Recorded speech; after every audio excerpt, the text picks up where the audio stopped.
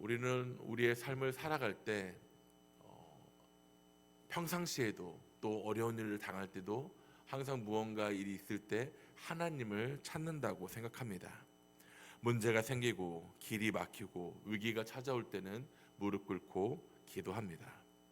그런데 성경을 보면 하나님께서 우리의 믿음을 다루시는 순간은 의외로 평안할 때가 더 많은 경우가 많음을 살펴봅니다. 전쟁이 끝나고 숨을 고를 수 있고 어느 정도 자리가 잡혔을 때 그때 비로소 우리의 중심이 드러나게 되는 것입니다. 사무엘하 7장은 바로 이런 장면에서 시작됩니다. 다윗은 더 이상 도망자가 아닙니다. 광야에 쫓기는 삶도 아닙니다. 왕위는 견고해졌고 나라는 안식이 주어졌습니다. 그때 다윗의 마음에 한 생각이 떠오르는 것입니다. 2절 뒷부분을 보면 나는 백향목 궁에 살거늘 하나님의 궤는 휘장 가운데 있도다. 좋은 마음의 표현입니다. 감사해서 나오는 마음일 것입니다. 하나님을 향한 사랑의 표현입니다. 그러나 오늘 본문은 우리에게 한 가지 중요한 질문을 던지고 있습니다. 누가 누구를 위하여 집을 짓는가입니다. 그리고 그 질문 속에서 우리는 하나님의 주권과 계획을 찾아볼 수 있게 됩니다. 다윗은 하나님의 집을 짓고 싶었습니다. 선한 동기의 마음이죠. 선지자 나단도 처음에는 다윗의 그런 마음에 있는 바를 행하소서라고 고백합니다. 그러나 그 밤에 하나님께서 나단에게 말씀하십니다. 5절에 보면 가서 내 종 다윗에게 말하기를 여호와께서 이와 같이 말씀하시되 내가 나를 위하여 내가 살 집을 건축하겠느냐. 하나님은 다윗의 열심을 거절하십니다. 그 이유가 무엇일까요? 다윗의 마음이 나빠서 거절했을까요? 이유는 바로 하나님의 때와 하나님의 계획이 따로 있었기 때문입니다. 다윗은 진심으로 여호와를 위하는 마음으로 성전을 건축하고자 마음을 먹습니다. 그의 동기는 분명히 아름다웠고 하나님을 향한 사랑에서 나온 결단이었습니다. 그러나 오늘 말씀은 한 가지 분명한 사실을 우리에게 가르쳐주고 있습니다. 하나님 나라를 세우는 일은 인간의 열정이나 열심과 노력과 헌신으로 인해 완성되는 것이 아니라는 것입니다. 우리의 수고와 헌신이 의미 없다는 말이 아니라 그것이 하나님 나라를 이루는 결정적인 힘을 이루어 간다는 뜻이 아니라는 것입니다. 영원한 하나님 나라는 인간의 능력 위에 세워지지 않습니다. 전능하신 하나님께서 친히 시작하시고 친히 이루어 가시고 친히 완성하십니다. 그래서 하나님은 다윗의 진실한 마음까지도 멈추게 하셨습니다. 그것은 다윗을 무시한 것이 아니라 인간의 한계를 분명히 하시기 위한 멈춤이었던 것입니다. 우리는 하나님 나라의 주인이 아닙니다. 우리는 그저 하나님 나라를 이루어 가는 자가 아닌 그 나라를 이루어 가도록 참여할 수 있도록 부름받은 자들임을 우리는 기억해야 합니다. 그러므로 우리가 하나님 나라를 할 수 있는 가장 중요한 일은 무언가를 이루어내는 것이 아니라 주님이 주신 구원의 은혜를 믿고 앞으로 이루어질 우리를 향한 그 약속을 신뢰하며 순종하며 나아가는 믿음이 우리 안에 있어야 할 것입니다. 신앙은 성취가 아니라 신뢰인 것입니다. 건설이 아닌 의탁하는 것입니다. 내가 이루는 나라가 아니라 하나님께서 이루시는 그 나라에 내가 거하는 것임을 우리는 고백해야 합니다. 이 고백이 우리의 중심 가운데 있을 때 우리 역시 하나님의 말씀에 헌신할 수 있고 은혜 위에 설 수 있음을 기억하시길 바랍니다. 다윗이 성전을 건축하겠다고 마음먹은 그날 밤에 하나님께서는 나단에게 나타나 말씀하십니다. 낮에는 사람의 생각이 오갔겠지만 밤이 되자 하나님의 뜻이 드러나게 보이는 것입니다. 이것이 신앙의 질서입니다. 우리의 결심 위에 하나님의 말씀이 덮여야 합니다. 아무리 선한 생각이라도 하나님 뜻 안에서 다시 한번 돌이켜 확인해야 되는 것입니다. 하나님은 다윗에게 이렇게 물으십니다. 내가 나를 위하여 내가 살 집을 건축하겠느냐고. 이 질문은 다윗의 열심을 꾸짖는 말씀이 아니라 오히려 주도권을 분명히 하시는 말씀임을 찾아봅니다. 어떻게 보면 다윗아, 내가 나를 위해 무엇을 하려 하기 전에 내가 누구인지를 기억하라라고 말씀하시는 것입니다. 하나님은 사람이 모셔야 존재하는 분이 아니십니다. 집에 있어야 거하시는 분도 아니십니다. 하나님은 스스로 계시는 분이시며 인간의 손으로 완성되는 분이 아님을 우리는 기억해야 합니다. 그리고 하나님은 과거를 상기시킵니다. 6절에 보면 내가 이스라엘 자손을 애굽에서 인도하여 내던 날부터 오늘까지 집에 살지 아니하고 장막과 성막 안에서 다녔나니. 하나님은 건물 안에 머무는 분이 아니라 백성과 함께 동행하셨던 분임을 밝히고 계십니다. 광야의 먼지 속에서도 이동하는 천막 가운데서도 하나님은 늘 함께 하셨습니다. 하나님은 화려한 건축물을 요구하지도 않으셨습니다. 단 한 번도 나를 위해 집을 짓지 않냐라고 말씀하지도 않으셨습니다. 하나님은 먼저 구원하시고 먼저 동행하는 분임을 우리는 기억해야 합니다.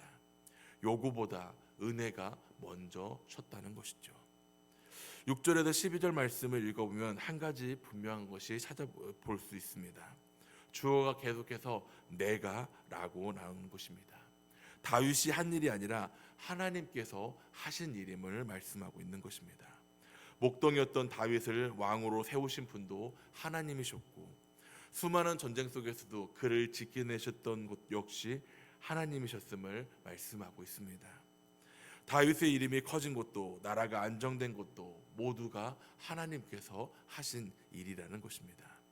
다윗은 지금 하나님을 위해 집을 짓겠다고 말하지만 하나님은 그에게 이렇게 말씀하십니다. 내 인생을 여기까지 지어오고 이끌어온 것은 바로 나다라는 것이죠. 이 장면은 우리에게도 동일하게 적용됩니다. 우리는 종종 하나님을 위해 무언가를 해드리겠다고 고백합니다. 그러나 가만히 돌아보면 우리가 지금 이 자리에 서 있는 것 역시 하나님의 은혜임을, 하나님의 손길임을 우리는 기억할 수 있습니다.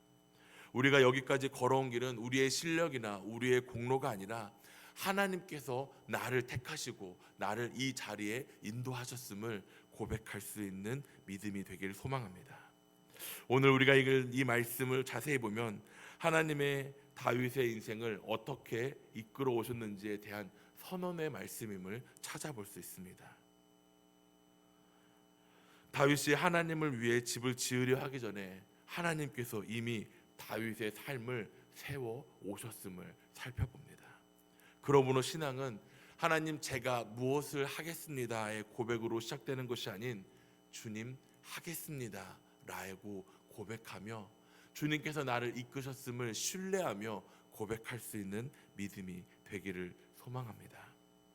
하나님이 데려오신 자리입니다. 하나님께서 동행하신 시간들이 있습니다. 하나님께서 나를 지키시고 인도하신 우리의 인생이 있습니다. 오늘도 우리가 해야 할 일은 바로 하나입니다. 그것은 바로 내가 무엇을 세울지 고민하기 전에 이미 나를 세우신 하나님을 신뢰하며 그 하나님의 주권을 증거하며 나타내는 믿음의 삶의 모습인 것입니다.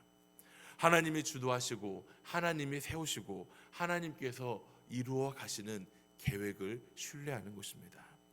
신앙은 내가 하나님을 위해 무엇을 해드리는 관계가 아닙니다.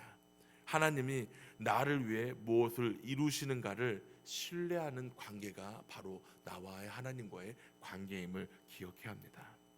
하나님은 다윗에게 약속하십니다. 16절에 보면 내 집과 내 나라가 내 앞에서 영원히 보존되고 내 왕위가 영원히 견고하리라 하셨다 하라.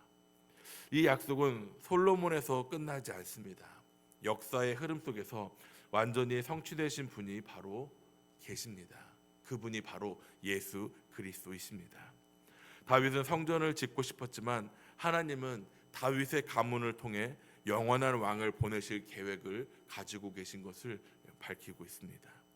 사람의 계획은 제한적이지만 하나님의 언약은 영원합니다.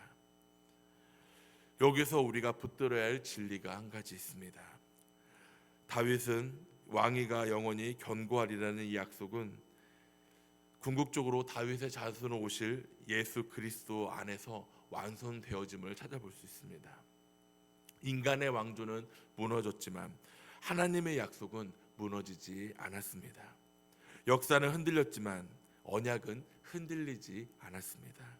이것이 바로 오늘 우리에게 주는 위로의 말씀입니다. 우리의 계획과 우리의 생각은 바뀔 수 있습니다. 우리가 기대한 방향이 내가 생각한 것과 다르게 틀어질 수도 있습니다. 어떤 일은 이루어가지 못하고 지나갈 수도 있습니다. 그러나 하나님의 약속은 흔들리지 않음을 우리는 기억해야 합니다.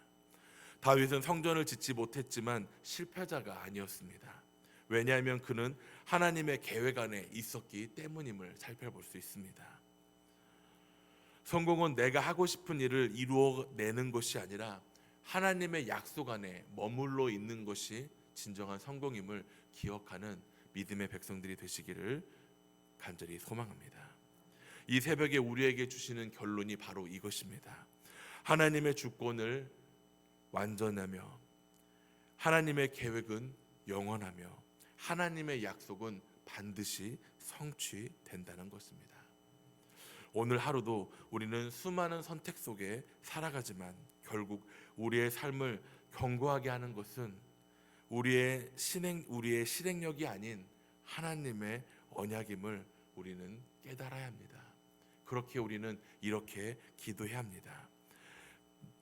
제 뜻이 이루어지지 않아도 하나님의 뜻이 이루어진다면 그것으로 충분합니다.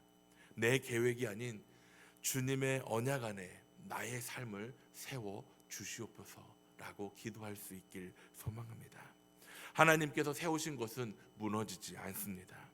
하나님께서 약속하신 것은 반드시 이루어집니다. 이 언약을 붙들고 하나님의 주권과 그 계획을 신뢰하며 살아가는 믿음의 백성들이 되시기를 간절히 소망합니다.